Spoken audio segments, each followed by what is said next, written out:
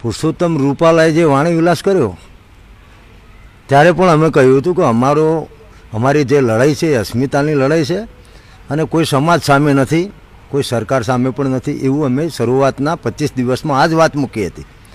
વાત રહી ચૂંટણીના રિઝલ્ટની, તો આપ જાણો છો કે દરેક આંદોલન હોય, ચળવળ હોય, અસ્મિતાનો મુદ્દો હોય, અમુક આંદોલનો કંઈક મેળવી લેવા માટેના હોય છે.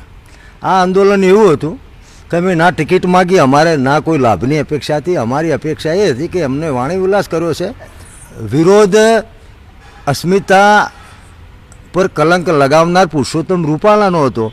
એટલે અમે પહેલા જ દિવસે કહ્યું કે અમે કચકચાઈ અને પુરુષોત્તમ રૂપાલાને હરાવીશું. હવે પરિણામ આપણા હાથમાં નથી હોતું, એટલે અમે તો પૂરેપૂરા પ્રયત્નો કર્યા. 80 લાખથી 1 કરોડ ક્ષત્રિયો અને અમારી પાસે ફક્ત 45 દિવસનો સમય. સામેના પક્ષને અમે જીતાડવાનું અમે શું કીધું હતું, ભારતીય જનતા પાર્ટીના વિરુદ્ધમાં મતદાન કરીશું. તો 50 વર્ષની ડબલ ડેકરની સરકાર હોય અને એમાં અમારું 45 દિવસનું આંદોલન હોય, અમારી પાસે લિમિટેડ સાધનો હોય. તમે વિચાર કરો કે અમારે કંઈ કોંગ્રેસમાં કયા ઉમેદવાર તમે ઊભા રાખશો એ અમે નક્કી કર્યું હતું. તમે જુઓ છો કે ટીવી અને મીડિયા ચલાવતું હતું કે ભાઈ તમે આપે જેમ પૂછ્યું એમ મગનું નામ મરી પાડો, મગનું નામ મરી પાડો.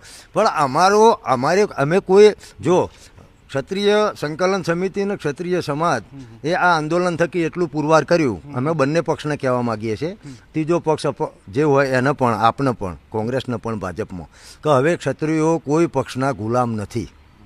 અમે મુદ્દા આધારિત લડીશું. હજુ અમારી લડત ચાલુ રહેશે, કારણ કે કોઈ સમાજ એવું ના કહી શકે કે એમના પ્રશ્નો પૂરા થઈ ગયા.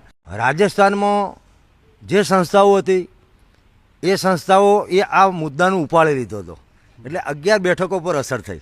એમ ઉત્તર પ્રદેશમાં, પૂર્વાંચલમાં, બુંદેલખંડ વિસ્તારમાં અમારી અખિલ ભારત ક્ષત્રિય મહાસભા હોય કે શ્રી રાષ્ટ્રીય રાજપૂત કરણી સેના હોય કે કરણી સેના હોય, બધા સંગઠનોના નામો હું પડવા માગતો નથી, પણ એ સંસ્થાઓએ આ વસ્તુને ઉપાડી લીધી હતી.